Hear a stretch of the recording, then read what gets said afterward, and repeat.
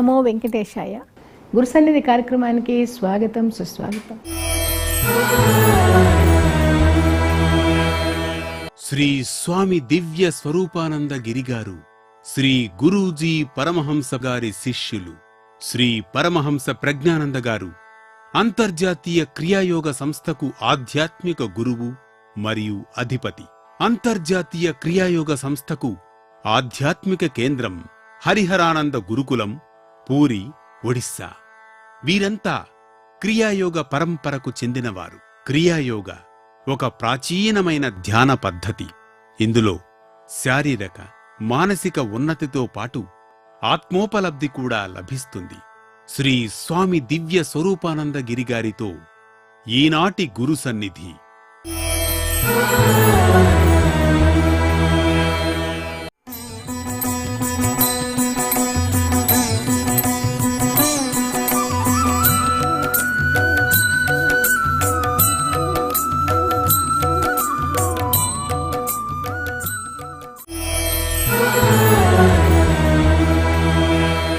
గురు సన్నిధి కార్యక్రమంలో మనం జగన్నాథపురి హరిహరానంద గురుకులం నుంచి ప్రజ్ఞాన్ మిషన్లో అందరికి తెలుగు వాళ్ళందరికీ సుపరిచితమైన స్వామి దివ్య స్వరూపానంద గారిని క్రియాయోగం గురించి అడిగి తెలుసుకుందాం.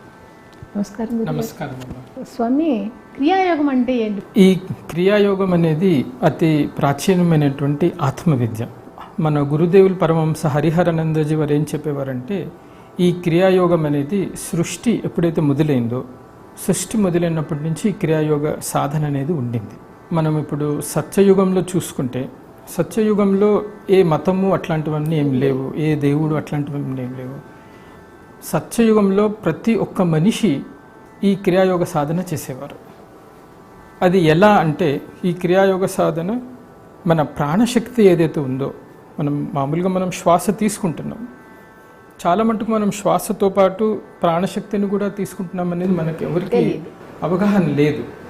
సో ఈ ప్రాణశక్తితో ఉన్నటువంటి సాధన ఈ క్రియాయోగ సాధన. సో అందుకనే సత్యయుగం నుంచి ఈ క్రియాయోగ సాధన అందరూ చేస్తూ ఉండేవారు. ఈ క్రియాయోగ గురు పరంపర ఎక్కడి నుంచి మొదలైందంటారు? నిజమైనటువంటి గురు పరంపర అని అనుకుంటే మనము భగవంతుడే మొట్టమొదటి మనకందరికీ గురువు. ఇప్పుడు మనం వినింటాం సదాశివ సమారంభం. సో సదాశివుని దగ్గర నుంచి ఈ గురు పరంపర అనేది మొదలైంది. ఈ క్రియాయోగ గురు పరంపర మన ప్రస్తుత కాలంలో మహావతార్ బాబాజీ వారి దగ్గర నుంచి అంటే 1861 సంవత్సరం, అంటే సుమారుగా 162 సంవత్సరాల క్రితం ఈ క్రియాయోగ అనేది మహావతార్ బాబాజీ వారు బయటికి మనందరి కోసం తీసుకొని వచ్చారు. ఆయన ఈ క్రియాయోగాన్ని బయటికి తీసుకుని వచ్చినప్పుడు ఆయన ముఖ్య ఉద్దేశం ఏమంటే, ఎవరు అన్నీ వదిలేసేసి ఇట్లా సన్యాసులై ఉండి, లేకపోతే బాధ్యతలు ఏమీ తీసుకోకుండా ఎక్కడో వెళ్ళి గుహల్లోనూ అడవుల్లో కూర్చొని తపస్సు చేసేవాళ్ళు పొందేటువంటి అత్యుత్తమైనటువంటి ఆధ్యాత్మిక స్థితి అన్నీ వదిలేసి పోకుండా కూడా ఇంట్లోనే ఉండి చేసుకుంటూ గృహస్థుల కోసం అని చెప్పేసి ఆయన ఈ క్రియాయోగ విద్యను ఆయన ఇచ్చినటువంటి విద్యను ఇచ్చినటువంటి వారు తీసుకున్నటువంటి వారు లహరి మహర్షి. ఆయన గృహస్థులే. సో ఈ క్రియాయోగం గృహస్థులకు అతి ఉత్తమమైనటువంటి విద్య. ఇలా లహరి మహర్షుల వారు తీసుకోవడం జరిగింది. లహరి మహర్షుల వారి దగ్గర నుండి ఆయన దగ్గర ఉన్నటువంటి శిష్యులు తీసుకున్నారు.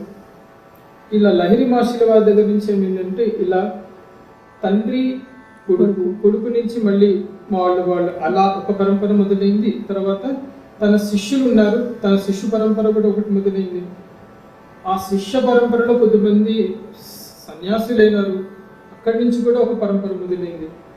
ఇలా లహరి మహర్షుల వారు ప్రస్తుత కాలంలో మొట్టమొదటి గురువు వాళ్ళు మహావతార్ బాబాజీని పక్కకు పెట్టి ప్రక్రియ నేర్చుకున్న తర్వాత వాళ్ళ అనుభవాలు ఎక్కువచ్చు. ఏ మార్గంలో ఉన్నారో వాళ్ళు చేసే పనులు కానీ వాళ్ళ ఆధ్యాత్మిక అభివృద్ధి కానీ ఎక్కువగా ఉంటుంది. అలా పరంపరలో వెంకటేశ్వర గిరిజీ, తర్వాత లహరి మహర్షుల వారు, వారి తర్వాత మనకందరికీ సుపరిచిన ఉపయోగి ఆత్మికత పరమహంస యోగానందజీ వారు, ఆయన వెంకటేశ్వర గిరిజీ వారి యొక్క శిష్యుడు. పరమహంస యోగానందజీ వారి ద్వారానే లోకమంతా ఈ క్రియాయోగం ఏంటనే తెలిసి ఒక యోగి ఆత్మకథ ద్వారా ఆయన 1920 సంవత్సరంలో అమెరికాకి వెళ్ళి అక్కడే ఈ క్రియాయోగం గురించి అందరికీ చెప్పడం జరిగింది. 1920 సంవత్సరం అంటే అప్పుడు యోగా అంటే ఎవరికి తెలియదు. అంతకుముందు మన భారతదేశ సంస్కృతి కానీ సనాతన ధర్మాన్ని కానీ ఎక్కువగా చాటి చెప్తుందంటే 1893 సంవత్సరంలో వివేకానంద గారు. చూడండి, గురువులు ఎట్లా ఒకరి నుంచి ఒకరు ఎట్లా వాళ్ళకి కనెక్షన్ ఉంటుంది అనేది 1893 సంవత్సరంలో యోగానందజీ వారు పుట్టిన సంవత్సరం.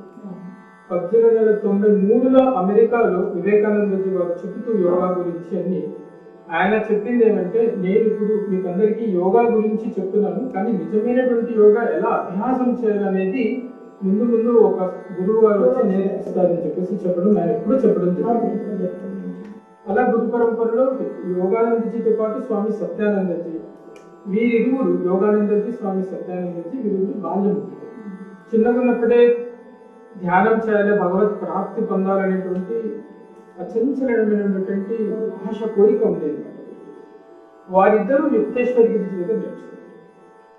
ఆ తర్వాత గురు పరంపర ద్వారా పరమహంస హరిహరానందజీ వారిని మేము గురుదేవులు అంటాము.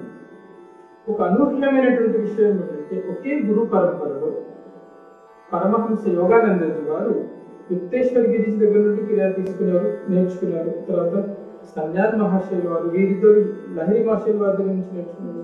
తర్వాత పరమహంస యోగానందజీ, తర్వాత స్వామి సత్యానందజీ.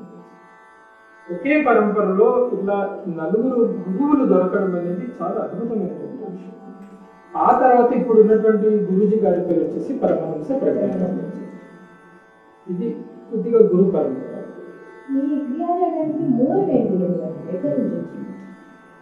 నేను ఇందాక అన్నట్లు సృష్టి మొదలైనప్పటి నుండి ఈ క్రియాయోగం అనేది ఉండాలి. ఎందుకంటే మనం సృష్టి మొదలైంది, మనిషి పుట్టినాడంటే శ్వాస తీసుకున్నాడు, మనం చనిపోతామంటే శ్వాస ఎగిరిపోతుంది. శ్వాస తీసుకున్నప్పటి నుంచి ఈ క్రియాయోగం మొదలైంది. మామూలుగా మనం అందరం శ్వాసను తీసుకుంటుంది, కానీ మన శ్వాస మీద గమనిక పెట్టడం చాలా కష్టం. క్రియ అంటే శ్వాస తీసుకోవడం కాదండి, మూలము మనం మామూలుగా అయితే బాహ్యంగా అందరికి అర్థమయ్యే చెప్పాలంటే శ్వాసతో కూడుకున్నదని చెప్తాం. కానీ ఆధ్యాత్మిక పరంగా కొంచెం లోతుగా వెళ్ళి ఆలోచిస్తే ఇది ప్రాణక్రియ, ప్రాణశక్తితో. సర్వం ప్రాణమే, అన్ని చోట్ల ప్రాణం ఉంది. ఇప్పుడు యోగానందజీ వారు చెప్పినట్లు నీటి కానీ అన్నిట్లోనూ ప్రాణం ఉంది. కానీ ఆ చేతన శక్తి లహరి యోగానందజీ వారు చెప్పేది ఏమంటే స్లీపింగ్ కాన్షియస్నెస్ అని చెప్పేసి ప్రాణశక్తి ఉంది, ప్రాణం ఉంది, కానీ అది పడుకున్నారు. మనలో జాగృతలో ఉంది. క్రియాయోగం నిజమైనటువంటి అర్థము చేస్తున్నటువంటి ప్రతి పని. ఇప్పుడు క్రియ అనేది ఇప్పుడు క్రియ అట్లా విభజిస్తే, క్రియ అంటే మనం చేసే అన్ని పనులు. మనం పొద్దున్న లేచినప్పటి నుంచి పనులు చేస్తున్నాము, కళలో కూడా పనులు చేస్తున్నాము. ఇప్పుడు భగవద్గీతలో కృష్ణుల వారు చెప్తున్నారు, నహి కశ్చిత్ క్షణమపి జాతు తిష్టతి. ఎవ్వరు కూడా పని చేయకుండా ఉండలేదు. కొద్దిమంది ఏమంటారు, ఊరికి పొద్దున్నే కూర్చొని ఉన్నాను, నేనేం పని చేయట్లేదు అనుకుంటున్నాను, కానీ మనసు ద్వారా పని చేస్తున్నాను. ప్రతి ఒక్కరు ఏమవుతున్నారు, స్వభావజైన కౌంతేయ, స్వభావము ద్వారా రజోగుణంతోనూ తామసిక గుణంతోనూ సత్వమైనటువంటి గుణంతోనూ పనులు అందరం చేస్తున్నాం. ఏ పనులైతే చేస్తున్నామో ఈ పనులన్నిటినీ ఈ క్రియ అనే శబ్దం సూచిస్తుంది. ఇప్పుడు శవం ఉంది, మనం ఉన్నాము. ఇప్పుడు నేను ఉన్నాను, ఒక శవం ఉంది, అన్నీ ఉన్నాయి శవంలో. నాలుగు ఏవేవి ఉన్నాయో ఆ శవంలో కూడా అన్ని ఉండొచ్చు, కానీ ఆ పనులు చేయలేదు. ప్రాణశక్తి. గురుదేవులు ఈ ఉదాహరణ ఇచ్చేవారు. సో అంటే ఇప్పుడు నేను చేస్తున్నాను పని, ఇప్పుడు నేను మాట్లాడుతున్నాను, మీరు వింటున్నారు. మామూలుగా సాధారణంగా ఏమవుతుంది, నేను మాట్లాడుతున్నాను, నేను వింటున్నాను అని మీరు అనుకుంటారు.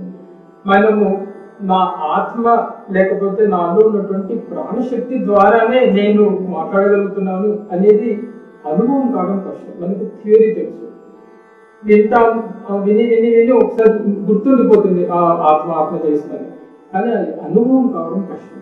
ఈ క్రియాయోగ ద్వారా ఏ పని చేస్తున్నా నాలో ఉన్నటువంటి ఆ ప్రాణశక్తి, ఆత్మశక్తి ఏదైతే ఉందో అది నా ద్వారా అన్ని పనులు చేస్తుంది అని తెలుసుకోవడమే క్రియాయోగం.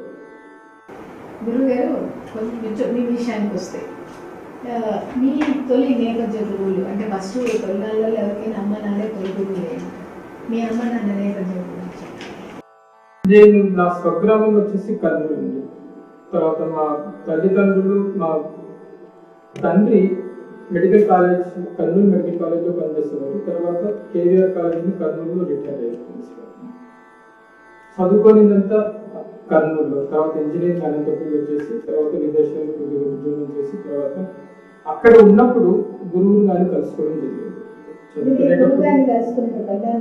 అప్పుడు నేను ఫోర్త్ మెయిన్ అని ఇండియాలో స్టేట్ లో అక్కడ ఉన్నప్పుడు క్రియాయోగ వీరు అన్ని దేశాలు వీరు తిరిగిన దేశం లేదు గురుజీ. క్రియాయోగ వచ్చి దీక్ష కార్యక్రమాలు చేస్తుంటే నేను వెళ్ళి అక్కడ తీసుకోవడం జరిగింది. అప్పటి నుంచి గురువు గారిని నాకు ఎంత వీలైతే అంత, ఎంత భక్తి శ్రద్ధలతో చేయగలిగితే అంత భక్తి శ్రద్ధలతో వారిని పాటిస్తాను.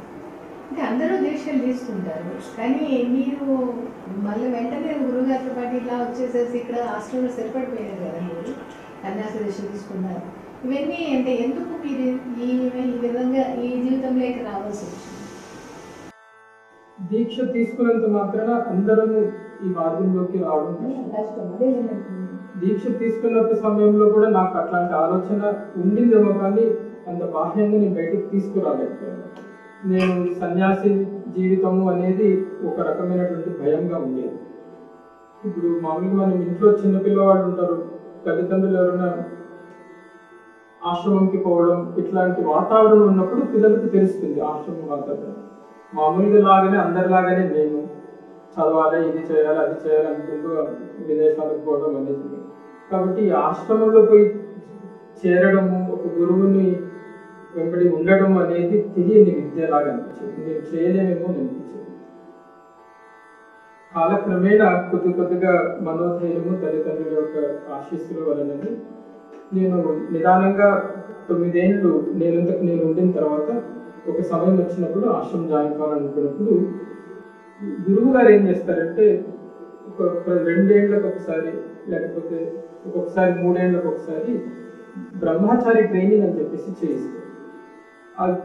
ఆ ట్రైనింగ్ ముఖ్య ఉద్దేశం ఏమంటే ఆ శిక్షణ తరగతులు ఒకటి క్రమశిక్షణతో ఎలా బ్రతకాలి, ఎవరు చేరొచ్చు అంటే 40 ఏళ్ళ లోపల ఉన్నటువంటి వారు, తర్వాత పెళ్లి చేసుకున్నటువంటి వారు, వాళ్ళకి ఆశ్రమ జీవితం అంటే ఏమి, ఎలా బ్రతకాలి, తర్వాత క్రియాయోగ సాధన నేర్చుకుని ఉండాలి, ఈ శిక్షణ ఉండాలనుకుంటే, పాల్గొనాలనుకుంటే. చేయగలిగితే ఆశ్రమ జీవితం ఎలా ఉంటుంది, ప్రతి ఒక్కరికి ఇప్పుడు చేరినప్పుడు నేను ఆశ్రమ జీవితానికి అర్హుండా కాదనేది ఒక 3 నెలలు 4 నెలలు తెలిసిపోతుంది. అది సులభంగా తెలిసిపోతుంది. అయిన తర్వాత గురువు గారు చెప్తారు అర్హుడా కాదా అని చెప్పేసి. అంటే మామూలుగా ఆశ్రమంలో జాయిన్ అయినప్పుడు అందరికీ వెంటనే బ్రహ్మచర్యం కానీ సన్యాసి దీక్ష కానీ ఇవ్వడం ఉండదు. సామాన్యంగా శిష్యుని మీద ఆధారపడుతుంది, గురువుల మీద ఆధారపడుతుంది. ప్రజ్ఞాన మిషన్ ఆశ్రమంలో ఏమవుతుందంటే 3 ఏళ్ళు కానీ 4 ఏళ్ళు కానీ చూస్తారు. మొదట్లో ఏమవుతుంది, ఎవరైనా కానీ జాయిన్ అయినప్పుడు ఆశ్రమంకి వచ్చినప్పుడు వారికి ఆశ్రమం నచ్చాలా, ముందు ఆశ్రమం వాళ్ళకు కూడా ఈ ఎవరైతే చేరుతారో వాళ్ళ యొక్క నడబడిక అవన్నీ నచ్చాల్సి వస్తుంది. పెళ్లిలాగానే భార్యాభర్తలు చూసుకుంటారు, మనం ఇద్దరం ముందుకు పోగలమా లేదా అని చెప్పేసి. ఎందుకంటే ఆశ్రమంలో జాయిన్ అయినప్పుడు ఎవరి జీవితము నష్టం కాకూడదు. ఎవరైనా ఆశ్రమం చేరుతారు, 4 ఏళ్ళు అయిన తర్వాత నేను తప్పు చేస్తున్నాననే ప్రసక్తి రాకూడదు వాళ్ళకి. అందుకనే చూస్తారు. ఒక 2 ఏళ్ళు కావచ్చు, 3 ఏళ్ళు కావచ్చు. వాళ్ళకి అయిన తర్వాత గురువుగారికి తెలుస్తుంది అన్నమాట. అప్పుడు నైష్టిక బ్రహ్మచర్యం అని చెప్పేసి ఇస్తారు. నైష్టిక బ్రహ్మచర్యం అన్నప్పుడు గోత్రం మారుతుంది, తర్వాత కొన్ని హోమాలు చేస్తారు, మీకు పేరు మారుస్తారు. నైష్టిక బ్రహ్మచర్యం అంటే అర్థం ఏమంటే ఇప్పుడు సన్యాసి త్రోవలోకి వెళ్తున్నారు అని చెప్పేసి ఆ నైష్టిక బ్రహ్మచర్యం ఉంటుంది. కొద్దిమంది ఏమవుతుంది, మామూలుగా బ్రహ్మచర్యం కూడా తీసుకుంటారు. తీసుకున్నప్పుడు వాళ్ళు పెళ్లి చేసుకోవడానికి కూడా అర్హులు. కానీ నైష్టిక బ్రహ్మచర్యంలో ఉన్నవాడు వెనక్కు రాలేరు. వాళ్ళు ముందుకు వెళ్ళే మార్గం అంటే సన్యాసి మార్గం. సో అలా నైష్టిక బ్రహ్మచర్యంలో ఉండి మళ్ళీ 3 ఏళ్ళు కానీ 4 ఏళ్ళు కానీ గురువు గారి మీద ఆధారపడుతుంది. కొన్ని సంస్థలలో 8-9 ఏళ్ళు కూడా అవ్వచ్చు. అయిన తర్వాత సన్యాసి దీక్ష ఇవ్వడం జరుగుతుంది. సో ఇలా ఒక 8 నుంచి 12 సంవత్సరాలు కావచ్చు కొద్దిమందికి చేరినప్పటి నుండి సన్యాసి దీక్ష వచ్చేంత వరకు. అంటే ఇప్పుడు గురు సన్నిధి అనేది ప్రత్యక్షంగా ఉండాల్సిందే, పరోక్షంగా ఉండడానికి కుదరదు. గురు సన్నిధి, గురువు ఒక తత్వం, ఒక శక్తి. మన గురూజీ పరమహంస ప్రజ్ఞానందజీ పదే పదే చెప్తారు, కేవలం గురువు దగ్గర ఉన్నంత మాత్రాన పొందేది ఏమి ఉండదు. ఒకవేళ శిష్యుడు చెప్పిన మాట కానీ వారు చెప్పినటువంటి విద్యను సరిగ్గా అభ్యసించకపోతే, ఇప్పుడు ఈశ్వరో గురురాత్మేతి మూర్తి భేద విభాగిని అన్నమాట. అంటే గురువు ఆత్మరూపంలో కూడా ఉన్నారు మనలోనే. ఎప్పుడైతే శిష్యుడు కొద్దిగా ఉన్నత స్థితికి వెళ్తారో లోపల నుండి గురువు కూడా అన్ని చెప్తా వస్తారన్నమాట. మనిషి యొక్క స్థితిని బట్టి పోతుంది. ఆ శిష్యుని యొక్క స్థితిని మీద గురువు దగ్గరే ఉండాలనా లేకపోతే దూరంలో ఉండనా. ఇంకొక రకంగా చూసుకుంటే గురువు అందరితో పాటు ఉండడం కష్టం. ఆశ్రమంలో ఉన్న వారి కంటే ఒక్కొక్కసారి బయట గురువుకి దూరంగా ఉండి ఆధ్యాత్మికంగా ఉన్నత స్థితిలో ఉన్నవారు ఎంతో మంది ఉన్నారు. మన మహాభారతంలోనే చూసుకుంటే ఏకలవ్యుని విషయం తెలుసు. కేవలం విగ్రహాన్ని పెట్టుకొనే ఆయన అర్జునుని అంతటి వాడయ్యేవాడు. సో ఇలా గురువు తత్వము ద్వారా, గురు తత్వము ఒక శక్తి కాబట్టి అది అలా పనిచేస్తుంది. గురువుగారు, మీరు అంటే బ్రహ్మచర్య దీక్షలో ఉన్నప్పుడు మీ మనస్థితి ఎలా ఉంది? ఆశ్రమం చేరినప్పటి నుండి స్థితి మారుతూ వస్తుంది. నిదానంగా తెలిసి వస్తుంది. ఇప్పుడు చేరినప్పుడు, ఇప్పుడు మామూలుగా బయట ఉన్నప్పుడు ఏమంటే ఇంజనీర్ ఏంటారు, ఎవరైతే డాక్టర్ ఏంటారు తెలుస్తుంది. ఓహో డాక్టర్ని చూస్తున్నాను ఇలా ఉంటారు, ఇంజనీర్ అంటే ఇలా ఉంటారు, బ్యాంక్లో పనిచేస్తుంటే బ్యాంక్ పోతాం చూస్తాం, డాక్టర్ దగ్గర పని మనకు తెలుస్తుంది.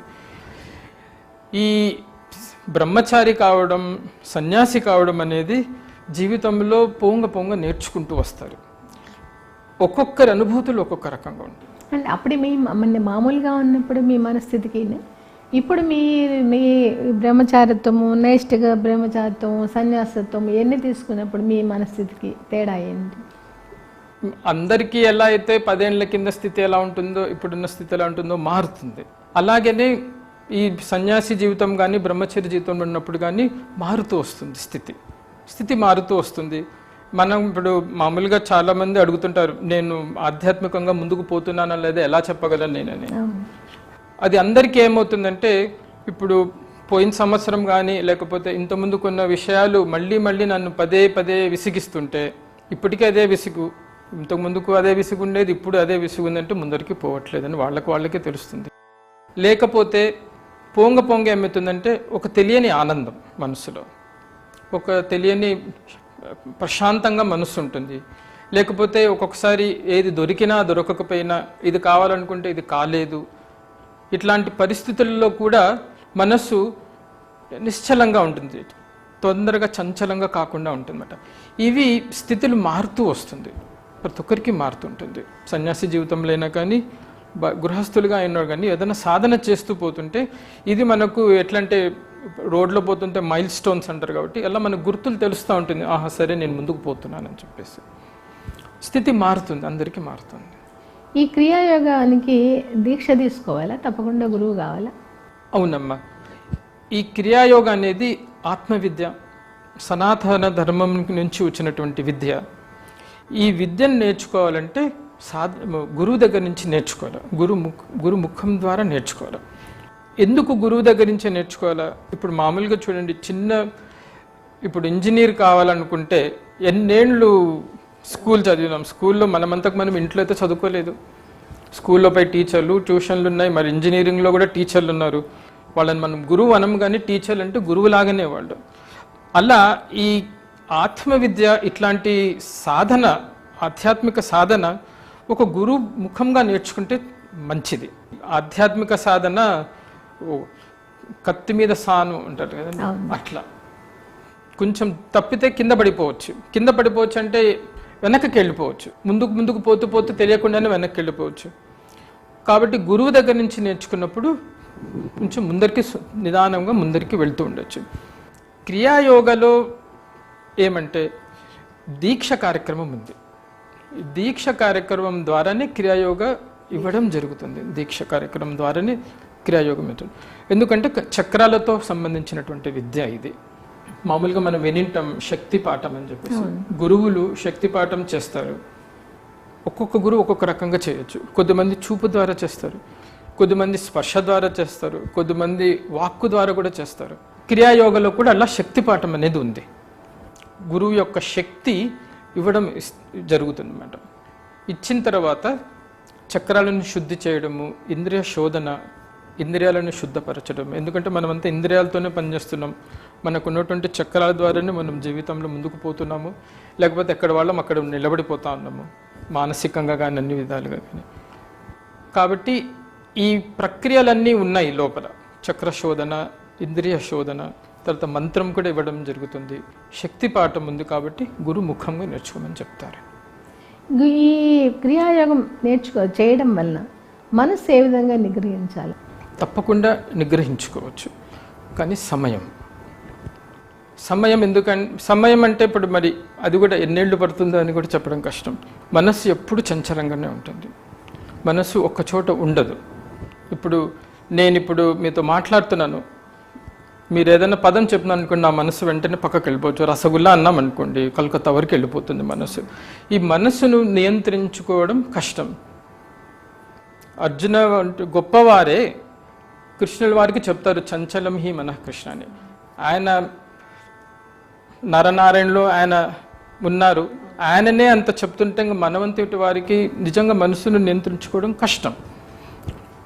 కానీ నిగ్రహించుకోలేమనేది మాటైతే లేదు. కొంచెం మనకు ఒక ప్రక్రియ కావాలి, ఒక టెక్నిక్ కావాలి. మనం ఇంట్లో మేము చిన్నగా ఉన్నప్పుడు కానీ మామూలుగా అందరం తల్లిదండ్రులు చెప్తారు, చదువు చదువు చదువు, ఏకాగ్రత పెట్టి చదువు. కానీ ఎవరు ఏకాగ్రతతో ఎలా పెట్టాలని ఎవరు నేర్పించట్లేదు. మా గురువుగారు ఇది పదే పదే చెప్పేవారు. ఉదాహరణ, ఇంట్లో మనకు ఎప్పుడు పెరిగేటప్పుడు ఏకాగ్రతతో చదువు అంటున్నాం, కానీ ఏకాగ్రత ఎలా పెట్టాలని ఎవరు నేర్పించట్లేదు మనకి.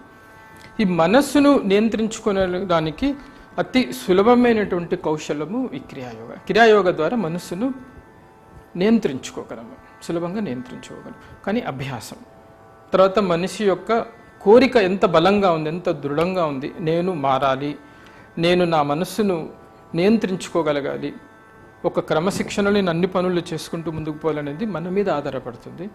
మనం ఎంత ఏకాగ్రతతో పెట్టి చేసుకుంటూ పోతుంటే అంత మనకు మనస్సును కొంచెం నిగ్రహించుకునేటువంటి శక్తి అనేది కలుగుతుంది. ఇంకా ఏమేం జరుగుతాయి క్రియాయోగం చేయటం వల్ల? లాభం ఏంటి?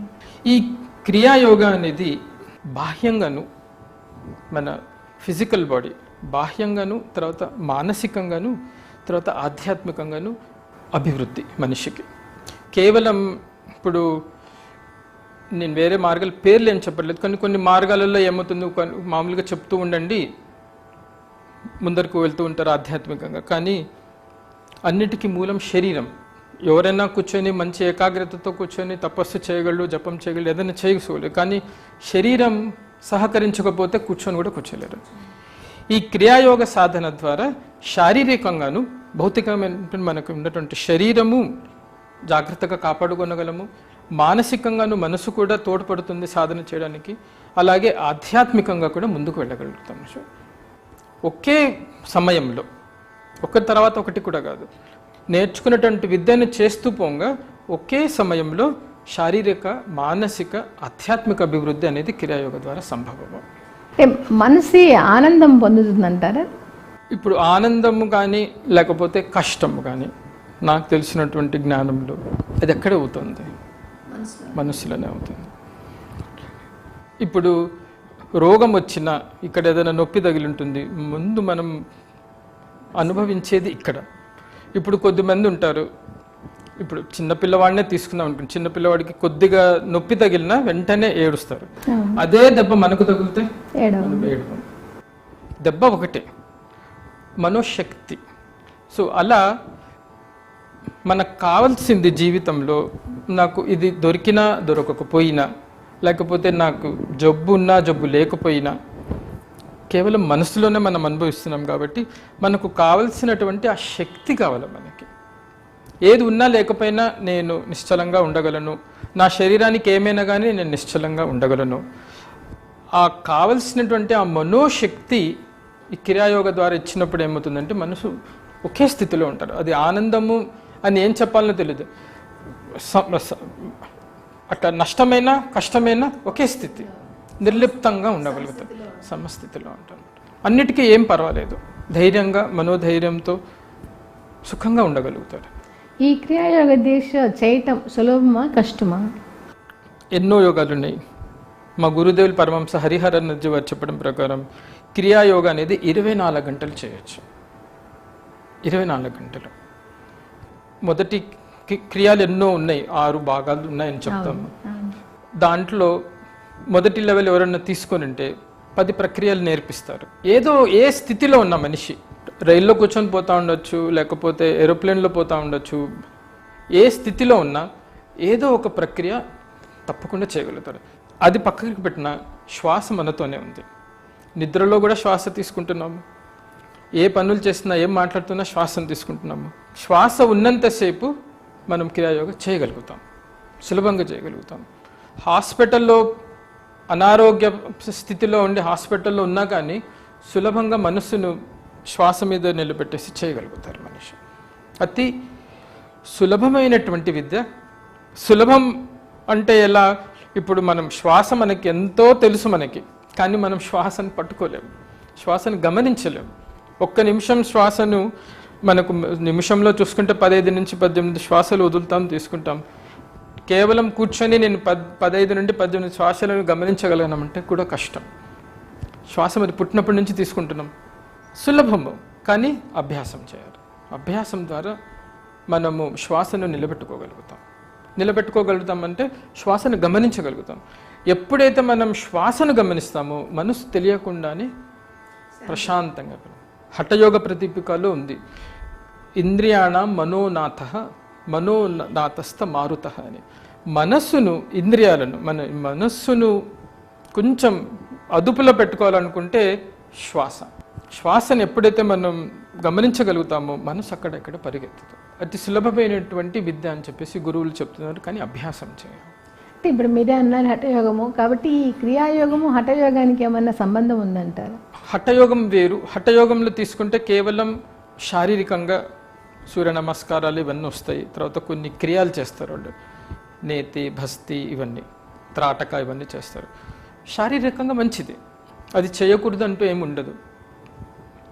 తర్వాత కొన్ని ప్రాణాయామాలు కూడా ఉంటాయి, ప్రాణాయామాల ద్వారా మనసు కొంచెం బాగుంటుంది.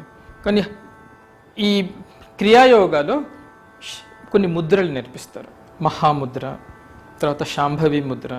ఈ ముద్రలు చేయడం ద్వారా ఇప్పుడు మహాముద్ర హఠయోగ ప్రదీపికలో చెప్పడం ప్రకారం సర్వరోగ నివారణి, అంతేకాకుండా వాంఛితార్థ ఫలప్రదాయని మహాముద్ర చేయడం ద్వారా.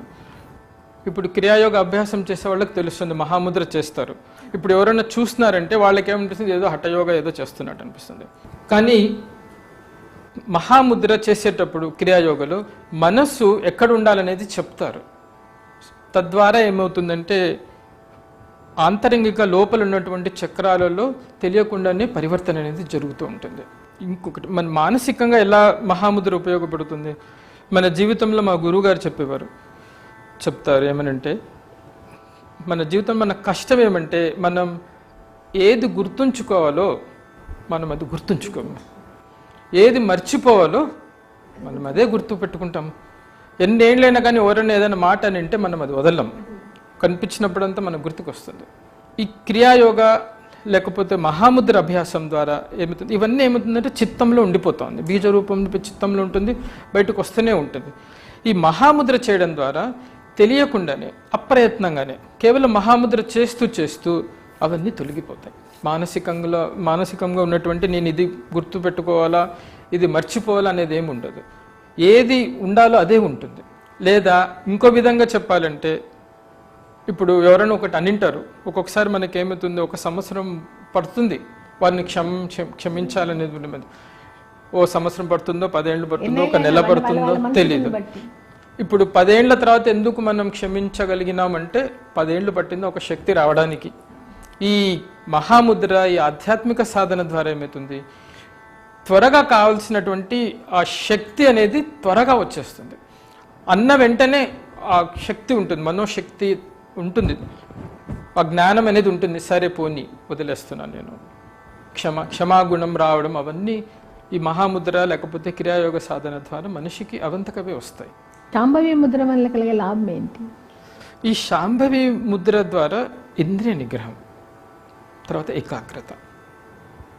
ఇంద్రియాలను నిగ్రహించుకోవడం కష్టం, కానీ శాంభవి ముద్ర అతి సహజంగా చేసుకోవచ్చు. ఇప్పుడు చిన్న ప్రశ్న, మామూలుగా మనం ఏమనుకుంటాం, ఇప్పుడు ఏదన్నా అలవాటు ప్రకారం మనం ఏదన్నా ఆలోచించాలనుకుంటే కళ్ళు మూసుకొని అని ఆలోచిస్తాం. సాధన కోసం ధ్యానం చేయాలని కూర్చున్నప్పుడు మనం కళ్ళు మూసుకుంటాం. కానీ మనిషి ఎప్పుడు సులభంగా ఏకాగ్రత ఉంచగలడు అంటే, సాధారణంగా అందరు చెప్తారు కళ్ళు మూసుకుంటే ఏకాగ్రత కుదురుతుంది, ఏకాగ్రతతో అనుకుంటారు. కానీ కళ్ళు తెరుచుకొని సులభంగా ఏకాగ్రతతో ఉండవచ్చు ఎంతసేపు అయినా కానీ. అదే శాంభవి ముద్ర. కళ్ళు మూసుకొని కూర్చున్నామనుకోండి, మనకు తెలుసు అన్ని చోట్ల పరిగెత్తుతూ ఉంటుంది. పదే పదే మళ్ళీ తీసుకొని రావడం, మళ్ళీ వెళ్ళిపోవడం, మళ్ళీ తీసుకొని రావడం, మళ్ళీ వెళ్ళిపోవడం జరుగుతుంది. ఈ శాంభవి ముద్రలో కళ్ళు తెరిచి ఒక ప్రక్రియ ద్వారా సులభంగా ఉండగలుగుతారు. 15-20 నిమిషాలు సులభంగా అభ్యాసం చేస్తూ 15-20 నిమిషాలు సులభంగా శాంభవి ముద్రలో ఉండి ఏకాగ్రతతో ధ్యానంలో ఉండవచ్చు. తద్వారా ఈ ఇంద్రియ నిగ్రహము, ఏకాగ్రత ఇవన్నీ పెరుగుతాయి. గురుగారు, ఈ క్రియాయోగంలో చక్రాలు ఉంటాయి కదా, ఈ చక్రాలకి క్రియాయోగానికి సంబంధం ఉందంటారు? ఇది చూసుకుంటే ఇక్కడ 7 చక్రాలు ఉన్నాయి. ఇది మూలాధార చక్రము, స్వాధిష్టానము లింగ ప్రదేశం వెనకల, నాభి వెనకల మణిపురం అంటాము, హృదయం వెనకల ఉండేది అనాహత, విశుద్ధ కంఠము వెనకల ఆజ్ఞాచక్రము, కనుబొమ్మల మధ్యన 3-4 ఇంచుల లోపల. ఇది ప్రకారం గురువులు చెప్పేదేమి, పుట్టినప్పుడు శిశువు ఉన్నప్పుడు ఆత్మ ఇక్కడి నుంచి ప్రవేశమై కూటస్థంలో ఉంటుంది. నిజమైనటువంటి మరణము లేకపోతే మనం అంటాం ఆయనకి ముక్తి పొందేస్తున్నారనేది, ఆత్మ ఏ ద్వారం నుంచి కిందికి వచ్చిందో అదే ద్వారం నుంచి శరీరాన్ని వదిలిందనుకోండి, అయిపోయింది మళ్ళీ జన్మ ముక్తి. కానీ సాధారణంగా ఏమవుతుంది, ఆత్మ ఇక్కడి నుంచి లోపలికి వస్తుంది కానీ ఎక్కడి నుంచి పోతుందో మనకు తెలియదు. ముక్కులో నుంచి పోవచ్చు, నవరంధ్రాలు ఎక్కడి నుంచి పోతుందో తెలియదు. ఈ చక్రాల ద్వారానే మనం అన్ని పనులు చేస్తున్నాం. మామూలుగా చక్రాలంటే ఇప్పుడు బండ్లకు కూడా చక్రాలు ఉన్నాయి, రౌండ్గా ఉన్నాయి, గుండ్రంగా ఉన్నాయి. ఇప్పుడు గుండ్రంగా బండి ఉంది, చక్రాలు ఉన్నాయి, మనల్ని ముందుకు తీసుకొని పోతుంది, వెనక్కు తీసుకొని పోతుంది. ఇప్పుడు కారు నడపాలనుకుంటే ఆ చక్రాలను చూసుకుంటాం, గాలి ఉందా లేదా, సక్రమంగా కండిషన్లో ఉన్నాయా లేదని చూసుకుంటాం. పంక్చర్ అయింది అనుకోండి, గాలి లేకపోతే ముందరికి పోదు బండి. అలా కఠోపనిషత్తులో ఈ శరీరాన్నే రథంలాగా చెప్పినారు. ఈ శరీరాన్ని రథంగా అన్నప్పుడు ఈ చక్రాలే రథచక్రాలు. ఈ చక్రాల ద్వారా మనం అన్ని పనులు మనం చేస్తున్నామట. ఇప్పుడు నేను చెప్పిన క్రియాయోగాలో క్రియ అనేది అన్ని చేసేటువంటి అన్ని పనులు ఈ చక్రాల ద్వారా మనం పనులు చేస్తున్నాం. ఇప్పుడు మూలాధార చక్రం అంటే ధనానికి సంబంధించినటువంటి అన్ని పనులు జరుగుతాయి, ఇక్కడి నుంచే జరుగుతుంది. నాకు పెద్ద బంగళో కావాలి, వాహనం ఒకటి కొనాలి, ఇట్లాంటివన్నీ ఆలోచన ప్రవృత్తి మనసులో నుంచి ఇక్కడి నుంచి పుట్టుకొని వస్తుంది. స్వాధిష్టానం అంటే గృహానికి సంబంధించింది, భార్యాభర్తల యొక్క అనుబంధము, పిల్లలది అంతా స్వాధిష్టానము. ఇక్కడ వచ్చినప్పుడు మణిపురము ఆరోగ్యానికి సంబంధించింది. అనాహత చక్రం మన భావాలు, కామ క్రోధ లోభం కానీ, ప్రేమ అనురాగము, అందరి అదల మంచి భావాలు కలగడం. ఈ విశుద్ధ చక్రం అంటే ఆధ్యాత్మిక సంబంధించినది, లేకపోతే నేను ఈ పూజ చేయాలి, ఆ గుడికి వెళ్ళాలి అనేటువంటి వచ్చేటువంటి భావాలు. ప్రతి చక్రంలో మంచి ఉంది, చెడు ఉంది. ఇక్కడ చెడు అంటే నా మతమే గొప్పది, నా గురువే నా గురువు, ఇంకెవరు లేరు, అందరి గురువుల కంటే నా గురువే గొప్ప, ఇట్లాంటివన్నిటి ఆలోచన ప్రక్రియలు మంచివి రావచ్చు, చెడువి రావచ్చు. ఇక్కడ అంతే ఒకరి ఎడల ప్రేమ ఉండొచ్చు, లేదా ఒకరిని చూస్తేనే సరిపోకపోతూ ఉండొచ్చు, ఆరోగ్యం బాగా లేకుండా ఉండొచ్చు, లేకపోతే ఈ చక్రంలో మేబీ మనకు భార్యాభర్తల మధ్య అనుబంధం లేకపోతూ ఉండొచ్చు. ఇక్కడ వచ్చినప్పుడు ధనం కష్టం, ధనానికి సంబంధించినటువంటి కష్టాలు. సో ఈ చక్ర శోధన ద్వారా, ఈ చక్రాల ద్వారా మనం చేసేటువంటి పనులను మనం సక్రమంగా చేసుకోగలం. అట్లని అంత మాత్రాన చేసినంత మాత్రాన డబ్బులు కోట్లు నాకు వస్తాయని అనేది ఏమి కాదు. సమస్యలు తీర్చుకోవాల్సినటువంటి శక్తి అనేది మనసులోకి వస్తుంది. ఇప్పుడు ఒక్కొక్కసారి ఏమవుతుంది, 10 రూపాయలు కావాలి నాకు పనికి, మీకు 11 రూపాయలు వస్తుంది. అంటే కోరికలు ఎక్కువ పోకుండా నాకు ఎంత కావాలనేది తీరుతుంది. నాకు ఎంత కావాలనో అంత మనం సమకూర్చుకోవచ్చు. మరి గురువుగారు చెప్తారు, పరమహంస ప్రజ్ఞానందజీ వారు, మనకి ఇంకొక కష్టం ఏం జీవితంలో, ఎంత డబ్బులు కావాలా, అది ఎవరం చెప్పలేము. ఎంతున్నా కావాలని ఇంకా కావాలని నేను అనుకుంటాం. ఆ జ్ఞానం అనేది క్రియాయోగ సాధన ద్వారా అన్ని చక్రాలు చేసుకున్నటువంటి పనులన్నీ సక్రమంగా చేసుకోగలుగుతాం. అందుకని చక్రాల శుద్ధి చేయడం జరుగుతుంది. అందుకని చేసేటువంటి చక్రాల ద్వారా చేసేటువంటి అన్ని పనులను మనం సక్రమంగా చేసుకోగలం. ఇక్కడ మీకు కనిపించేది ఇడా పింగళ నాడులు. మనం ఇప్పుడు ధ్యానంలో కూర్చుంటాం, మనకి ఎందుకు ఏకాగ్రత కుదరదంటే ఈ సుషుమ్న నాడి తెరుచుకోదు కాబట్టి. ప్రాణశక్తి ఇడా పింగళ నాడులలో తిరిగి వెళ్ళిపోతూ ఉంది. ఎప్పుడైతే ప్రాణశక్తి ఈ సుషుమ్నలో మధ్యలో పోగలుగుతుందో అప్పుడు సులభంగా మనిషి ఏకాగ్రతతో ఉండగలుగుతాడు. ఈ క్రియాయోగాలు కొన్ని ప్రక్రియలు, మహాముద్ర, ప్రాణాయామాలు చేసినప్పుడు ఇది ముందు సాధనకు చేసి క్రియాశాలు పెట్టి చేస్తారు కదా, అది మీ క్రియాయోగంలో ఉందంటారా? అవునమ్మా.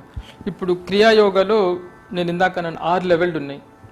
సో మొదటి లెవెల్లో అన్నీ ఉన్నాయి. ఇప్పుడు మొదటి లెవెల్ చేసేవాళ్ళు మిగతా లెవెల్లు చేయకూడదని కాదు, కానీ మొదటి లెవెల్లోనే అన్ని నిగూఢంగా దాగి ఉన్నాయి. 2వ లెవెల్, 3వ లెవెల్, 4వ లెవెల్, 5వ లెవెల్, 6వ లెవెల్ ఉన్నటువంటివి దీంట్లో దాగి ఉన్నాయి, కానీ తెలియకుండా పోవచ్చు. మొదటి లెవెల్ తీసుకునే చాలామంది అతి ఉన్నతమైనటువంటి ఆధ్యాత్మిక స్థితిని పొందినటువంటి వారు ఉన్నారు. 2వ లెవెల్లో మళ్ళీ 4 భాగాలు ఉన్నాయి. మొదటి లెవెల్లో ఉన్నటువంటి ప్రాణాయామము 2వ లెవెల్లో కొంచెం వ్యత్యాసం ఉంటుంది.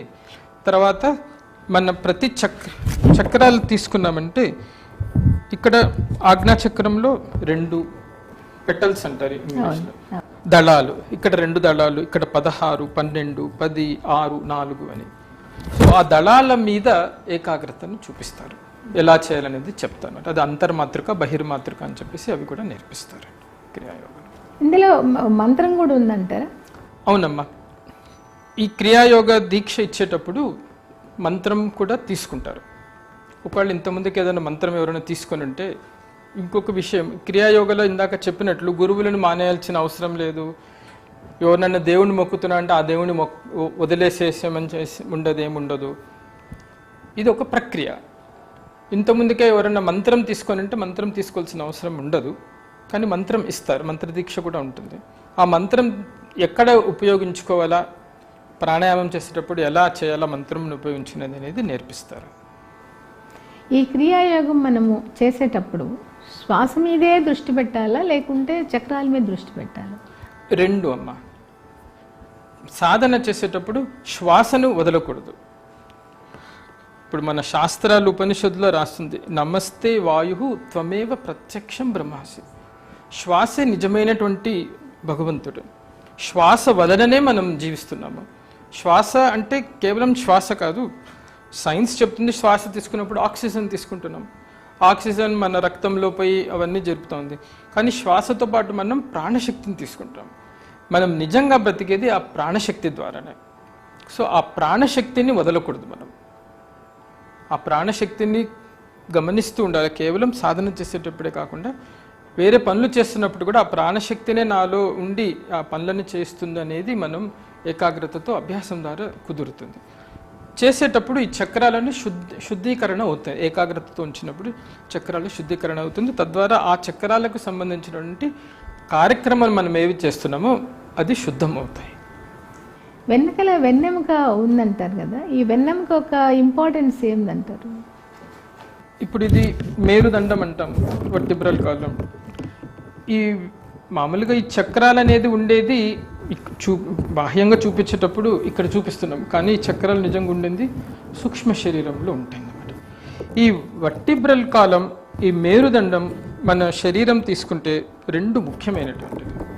ఒకటి మన మెదడు భాగము, తర్వాత ఈ వెన్నెపూస భాగము. ఈ మెదడు భాగంలో కోట్ల కొద్ది న్యూరాన్లు ఉన్నాయి. సైన్స్ ఏం చెప్తుంది, ఇన్ని న్యూరాన్లు ఉన్నాయి, ఒక న్యూరాన్ నుంచి ఇంకొక న్యూరాన్ ఈ ఎలక్ట్రికల్ కెమికల్ మెసేజెస్ పంపిస్తూ ఉంది. దాని ద్వారానే మనం శరీరంలో ఉంటున్నాం. సిగ్నల్ పోతుంది, నేను చేయెత్తాలా, చేయి దింపాలనేటువంటి మెసేజెస్ వస్తూ ఉన్నాయి నాకు. ఇక్కడ నుండి ఎన్నో నరాలు వస్తున్నాయి. ఈ నరాలన్నీ ఈ వెన్నపూస భాగంలో ఉన్నాయి. సో ఈ వెన్నెపూస భాగము, ఈ మెదడు భాగం చాలా ముఖ్యం మనిషికి. ఎవరైతే ఈ వెన్నెపూస భాగాన్ని సక్రమంగా పెట్టుకోగలుగుతాడో నిటారుగా, వాడికి ఆయుష్ ఎక్కువ ఉంటుంది, ఏకాగ్రత ఎక్కువ ఉంటుంది. మనిషికి మాత్రమే ఈ వెన్నపూస నిటారుగా పెట్టుకోలేనటువంటి శక్తి ఉంది. ఇప్పుడు జంతువులకు చూసుకున్నామంటే ఒక కోతి కొద్దిగా ఇలా కూర్చోగలదు, మిగతావన్నీ ఇలా ఉంటుంది. ఎప్పుడైతే మనిషి ఒక మేరుదండం నిటారుగా ఉంచగలుగుతాడో అప్పుడే ఊర్ధ్వగతికి పోగలుగుతాడు. మనం శ్వాస తీసుకునేటప్పుడు వెన్నెముక ద్వారా బ్యాక్లో తీసుకోవాలని, వచ్చేటప్పుడు ముందరి వైపు నుంచి రావాలని అంటారు కదా, దీని ఉద్దేశం ఏంటి? శ్వాస ముక్కులో నుంచే తీసుకుంటాం, కానీ ప్రాణశక్తి తిరుగుతుంది. మామూలుగా ఏ ప్రాణాయామాలను వాళ్ళు ఏమైనా నేర్పించి చెప్తుంటే ప్రాణశక్తి సంచలనాన్ని గమనించారు. శ్వాస ముక్కులో వదులుతున్నాం, ముక్కులో నుంచి తీసుకుంటున్నాము, కిందికి వదులుతాం, కానీ ప్రాణశక్తి తిరుగుతాం. ప్రాణశక్తి శరీరం అంతటా తిరుగుతాం. సో అది వెనక వైపు నుంచి పైకి వెళ్ళాలా? ప్రాణశక్తి అక్కడ గమనించగలగాలి. గమనించినప్పుడు క్రియాయోగలో గురువు గారు ఏం చెప్తారంటే, ఎప్పుడైతే ఒక యోగి ఆత్మకథలో అని రాస్తారు, ఎప్పుడైతే మనిషి శ్వాస ద్వారా ఈ ప్రాణశక్తి సంచలనాన్ని గమనించగలుగుతాడో, ఒక్కసారి ఈ ఆజ్ఞాచక్రం చుట్టూ ఎవరైనా ప్రాణశక్తిని సంచలనాన్ని గమనించగలిగితే 1 సంవత్సరపు పాటు ఆధ్యాత్మిక అభివృద్ధి జరుగుతుంది. ముందు వెనక అంటూ అలా కాదు, ఆ సంచలనాన్ని గమనించగలగాలి. ఈ ప్రాణశక్తి వరకు ఓకే, కానీ మనకు కొన్ని సౌండ్స్ వినపడుతూ ఉంటాయి, అవి చక్రానికి మారుతుంటాయా? ఒకే విధమైన సౌండ్ వినపడుతుంది. క్రియాయోగాలు మామూలుగా ఇప్పుడు సైన్స్ ప్రకారం తీసుకుంటే బిగ్ బ్యాంగ్ థియరీ అన్నారు. సృష్టి ఒక విస్ఫోటం ద్వారా మొదలైంది. ఆ ఓంకార ధ్వని, ఆ ఓంకారం సదా ఇప్పటికీ నడుస్తూనే ఉంది, ఇప్పటికీ ఇంకా విస్ఫోటం అయితేనే ఉంది. సృష్టి అంతం లేదు, సృష్టి జరుగుతూనే ఉంది. ఆ నాదం కూడా అనంతం. ఈ నాదాన్ని ఓంకారధ్వని అంటారు. కానీ ఈ ఓంకారధ్వని ఒక్కొక్కరికి ఓం అనే వినపడదు, మన మనోస్థితిని బట్టి మారుతుంది. ఆధ్యాత్మికంగా అభివృద్ధి పోతూ పోతూ మనిషికి ఆ ధ్వని ఏదైతే వినిపిస్తుందో, అనాహత ధ్వని, మామూలుగా ధ్వని అంటే కొడతాము, ఇది అనాహతం అంటే ఎక్కడి నుంచో శూన్యంలో నుంచి వచ్చే ధ్వని మారుతుంది. అది మారుతూ వస్తుంది. ఏ చక్రంలో ఏ ధ్వని అనేది చెప్పడం. కాన్సన్ట్రేషన్ మరి ఆ ధ్వని మీద పెట్టాలంటారా, అవసరం లేదంట? ధ్వని మీద ఏకాగ్రత ఉంచినప్పుడు మా మనసు అక్కడెక్కడ పరిగెత్తకుండా ఉంటుంది. అంటే శ్వాస మీద పెట్టాలా, ధ్వని మీద పెట్టాలి? రెండు, వీలైతే రెండు. నేను అందుకనే ఇంద్రియాణం మనోనాథ మనోనాథస్థ మారుత. మనసు కావడానికి శ్వాస, శ్వాస నియంత్రించడానికి ధ్వని. ఆ ధ్వని వింటున్నప్పుడు రెండు నిలబడిపోతాయి, బయటకు పడకొత్తుకుని నిలబడిపోతుంది. ఆ ధ్వని అభ్యాసం ద్వారా మారుతుంది. మామూలుగా ఒక్కొక్కరికి ఒక్కొక్క రకంగా వినిపిస్తుంది, మనోస్థితిని బట్టి నిదానంగా మారుతుంది. అంటే చక్రాల మీద ఈ మనం మంత్రము మరణం చేయడం ద్వారా ధ్వని వినపడుతుంది అంటారా, లేకుంటే ధ్వని మనం మరణం చేయకపోయినా కానీ వినొచ్చు అంటారా? మనిషి ఉన్నామంటే ధ్వని, జ్యోతి, ప్రకంపన అని మూడు ఉన్నాయి. ఏమంటే ఏకాగ్రత లేదు కాబట్టి మనం వినలేము. కొద్దిమందికి ఎప్పుడు చెవులో గుయ్యి అంటా ఉంది అంటారు, డాక్టర్ల దగ్గరికి వెళ్తారు, పోయి చూపించుకుంటారు, డాక్టర్లు కూడా ఏం లేదు అంటారు, కానీ వీళ్ళకి వినిపిస్తూ ఉంటుంది. అది ధ్వని. చాలామందికి తెలియదు. గురువుగారు చెప్తున్నారు, కొద్దిమందికి వినిపిస్తుంది, వాళ్ళు డాక్టర్ల దగ్గరికి వెళ్తున్నారు, వెళ్ళాల్సిన అవసరం లేదని చెప్తున్నారు. అది దివ్యధ్వని, భగవంతుని ప్రార్థించండి అని. సో మనలో సదా ఆ ధ్వని అనేది వింటా ఉన్నాం. మనం ఏకాగ్రత లేదు కాబట్టి వినపడట్లేదు. ఇప్పుడు మనం ఒక నిశ్శబ్దమైనటువంటి ప్రదేశానికి వెళ్ళినామనుకోండి, ఇంగ్లీష్లో చెప్పాలంటే సౌండ్ ఆఫ్ సైలెన్స్. నిశ్శబ్దంగా ఉన్నప్పుడు ఒక ధ్వని వినిపిస్తుంది, అదే ధ్వని. అంటే మనం లోపల మంత్రం మననం చేసినప్పుడు కూడా మనకు ధ్వని వినపడుతుంది కదా? వినపడవచ్చు కొద్దిమందికి. మంత్రం ద్వారా కూడా వినిపిస్తుంది. ఒక్కో చక్రం మీద మనం ఒక బీజాక్షరం మననం చేసుకుంటూ వెళ్ళాలి, అది కూడా ఒక విద్య. తర్వాత మనము ఈ చేసేటప్పుడు మీ దాంట్లోనే క్రియాయోగంలోని లహరి మహాశయల్ది ఒక రకంగా ఉంటుంది, ప్రజ్ఞానంద మిషన్ వాళ్ళది ఒక రకంగా ఉంటుంది, ఇంకొకరు ఇచ్చేది ఇంకొక రకంగా ఉంటుంది. ఈ భేదాలు ఎందువల్ల వచ్చినాయి అంటారు? బాహ్యంగా చూస్తే భేదం అనిపిస్తుంది, కానీ తత్వం లోపల ఉన్నటువంటి సారము ఒకటే ఉంటుంది. ఒక గురువు ఇంకొక గురువు నుంచి మారినప్పుడు, అంటే గురువు శిష్యునికి ఇస్తారు, మళ్ళీ ఆ శిష్యువు గురువు అవుతారు, మళ్ళీ తన శిష్యుడు ఆ శిష్యుడు మళ్ళీ గురువు అవుతారు. కాలక్రమేణా ఏమవుతుంది, ఇప్పుడు 160 సంవత్సరాల క్రితం లహరి మహర్షులు ఇచ్చినటువంటి విద్య, ఆ కాలంలో వారి మనోస్థితి మనకే తెలుసు, వాళ్ళ మనోస్థితి ఎన్నో రేట్లు ఎక్కువ. ఆ కాలంలో వాళ్ళు ఇచ్చినటువంటి విద్య ఇప్పటికి వచ్చేప్పటికీ మన మనోస్థితి మనకే తెలుసు, మారిపోయింది. లహరి మహర్షుల సమయంలో అందరికి ఇచ్చేవారు కాదు క్రియాయోగ, కొద్ది మందికే ఇచ్చేవారు. అది కొద్దిగా పరీక్ష పెట్టేవారు అంటారు. లహరి మహర్షులు వారు చెప్పేవారు, భగవద్గీత అభ్యాసం చేసిరా, లేకపోతే 1 సంవత్సరం రోజుల తర్వాత నన్ను కడపడు నేను ఇస్తానని. యుక్తేశ్వర్ గిరిజీ సమయంలో అయితే ఆయన చలికాలంలో 3 గంటలకు రమ్మన్నవారు దీక్షకి. ఈ కాలంలో 3 గంటలకు దీక్ష రమ్మంటే ఎవరు రారు, 8 గంటలకు రమ్మంటే కూడా రారు. వాళ్ళకి నచ్చిన సమయంలోనే వస్తే ఇస్తారా అని అడుగుతారు. అంటే నేను అనేది ఏమంటే, కాలక్రమేణా మన మనస్థితి మారిపోయింది. అలానే గురువులు కూడా చూస్తున్నారు ఈ కాలానికి ఎట్లా ఇవ్వాలని చెప్పేసి సడలింపులు కొద్దిగా కొంచెం సులభంగా కావాలని చెప్పేసి కొంచెం సడలింపులు జరిగింది. కానీ లోపల ఉన్నటువంటి తత్వం ఏదైతే సారం అయితే ఉందో అది మారదు. ఇప్పుడు లహరి మహాశయులు కేచరి విద్య ఇక్కడ వరకు 4 పెట్టాలా అంటారు, కానీ యోగానంద గారు ఓన్లీ ఇక్కడ వరకు మాత్రమే, హరిహరానంద గారు కానీ యోగానంద గారు కానీ ఇక్కడ వరకు మాత్రమే పెట్టిస్తున్నారు. అంటే దానివల్ల మార్పు ఏం లేదంటారా? ఏముండదమ్మా. ఒక్కోసారి ఒక విద్య గురువు ముఖంగా గురువు నేర్పిస్తే అదే పాటించడం. మీరు ఈ క్రియాయోగం గురించి అందరికీ జనాలకి ఏమన్నా చెప్పాలనుకుంటారా? మామూలుగా మనం జీవితంలో ఏదైతే పనులు చేస్తున్నామో, ఇంట్లో తల్లి ఉంది, తల్లి వంట చేసి పిల్లలకి అందరికీ తినిపిస్తుంది, భర్త భార్య ఇంట్లో ఎవరైతే ఉన్నారో, తల్లి ఏమని కోరుకుంటుంది, నేను బాగా వంట చేయగలగాలి, వాళ్ళందరూ బాగా తిని వాళ్ళు ఆరోగ్యంగా ఉండాలి అన్నట్టు కోరుకుంటుంది. అలానే భర్త బయటికి పనికి వెళ్ళినప్పుడు బాగా పనిచేసి పైకి వెళ్ళాలనుకుంటారు, ఇంట్లో పిల్లలైనా కానీ బాగా చదువుకోవాలని అనుకుంటారు. ఈ దీక్షా కార్యక్రమం లేకపోతే ఈ క్రియాయోగ ఒక సాధన పద్ధతి ద్వారా నేను ఏ పని చేస్తున్నానో ఆ పనిలో చేయడానికి కావలసినటువంటి దక్షత, సామర్థ్యత అనేది పెంపొందుతుంది. గురుగారు చాలా బాగా విపులీకరించి క్రియాయోగం గురించి, దాని యొక్క గురు పరంపర గురించి చాలా బాగా చెప్పారండి. ధన్యవాదాలు. ఇది ఈనాటి గురు సన్నిధి కార్యక్రమం. చూశారు కదా, ఆయన ఇంజనీరింగ్ చదివి విదేశాల్లో ఉద్యోగాలు చేస్తున్నా కానీ ఒకసారి ఈ యోగ దీక్ష, క్రియాయోగ దీక్ష చేసిన తర్వాత ఆయన జీవితమే మారిపోయి ఆయన సన్యాసి దీక్ష వరకు తీసుకోవడం జరిగింది. ఈ క్రియాయోగ దీక్ష చేయడం వలన క్రియేటివిటీ పెరిగి సమస్థితి, అంటే మనం 10 కోట్లు సంపాదించిన అవసరం లేదు, 10 కోట్లు పోయినా మనం ఉండగలిగే సమస్థితి ఈ క్రియాయోగ స్థితి వలన వస్తుంది. ఆయన క్రియాయోగ గురించి వివరంగా చెప్పారు. ఇదే ఈనాటి గురు సన్నిధి కార్యక్రమం.